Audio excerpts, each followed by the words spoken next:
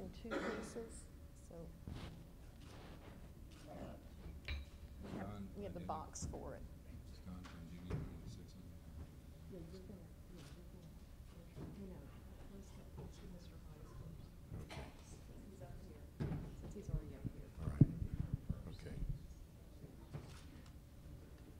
Well, the nice thing about this award ceremony is that both the people who are receiving the awards have been up here documenting the reason why they're receiving the rewards. So there's not that much that I have to say. I can quote what Kent Kleinman, who was the dean of Cornell's College of Architecture, Art, and Planning, said about your work, sir. He said, across the country, and indeed across the globe, Gerald Hines has brought an unprecedented level of design talent to urban centers. If there's one person who embodies high-quality development and the value of comprehensive urban design, it is Gerald Hines. So we thank you very much, Mr. Hines, for what you've done, and we'd like to give you an award. Thank you.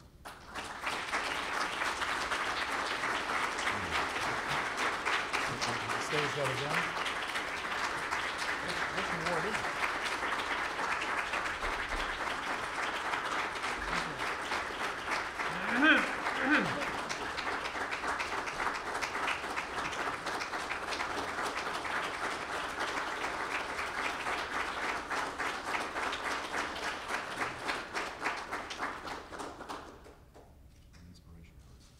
Okay, thank you.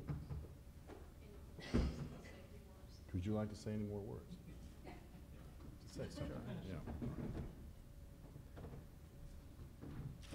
It's lovely to receive this award.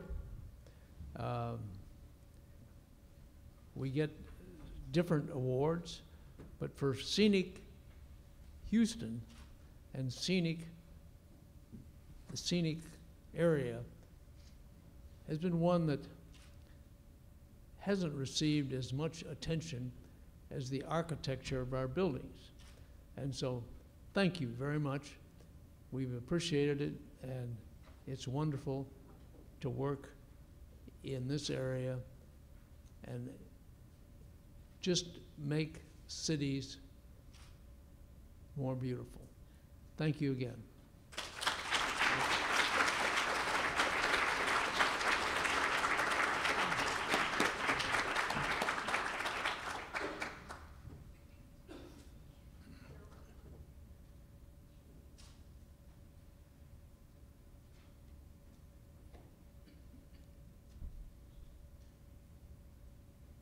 So actually, we're going to ask Carroll's law partner and a man who's also been involved with scenic advocacy, Donald Glendenning, to come forward and say a few words about his partner and cohort.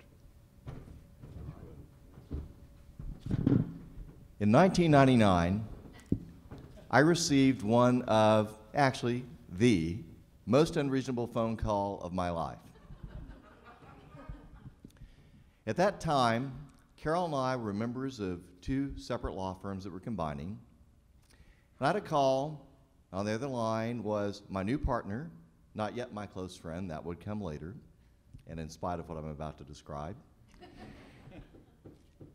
And I recognized in his voice that this was an educated, cultured, but maniacal person. And the call went like this. Don, I've just gotten off the phone with your good friend and client, Harlan Crow, and I understand that you're going to be at a party he's giving for Margaret and Trammell in an hour. That's right. Well, we're starting Scenic Dallas today, and we think you should be its president. And Harlan expects a confirmation of your acceptance when you arrive at the party. Carroll, what is Scenic Dallas? Well, it's against billboards. I think I get that, but an hour is not a lot of time to reflect on leading a new organization, and you know, unfortunately, my wife, with another law firm, represents a family that owns a billboard company. Well, that's out of my control, but Harlan expects a confirmation when you get there. Bye. I then placed what my wife calls my most unreasonable phone call of all time to my bride, who remarkably got an acquiescence for her husband to oppose the industry that was the livelihood of her client. And an hour later, I was the president of Scenic Dallas. Now, equally unreasonably, a year later, thanks to the incredible dedication and wonderful efforts of Carroll, we had a no nude billboard ordinance in Dallas. From ground zero to that accomplishment in a little less than 365 days, and I can't imagine anyone other than Carroll making this happen, as incredibly unreasonable as it was. And on that whole unreasonable point, I'm still married to the same woman. George Bernard Shaw has a great quote I'm going to paraphrase, which runs something like, "The reasonable man adapts to his circumstances.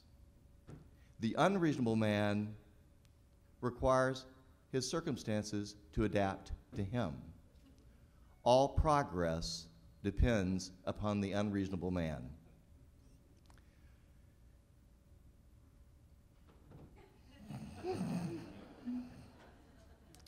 Carroll, it hasn't always been fun, but we owe you a great deal, and I know no more unreasonable man.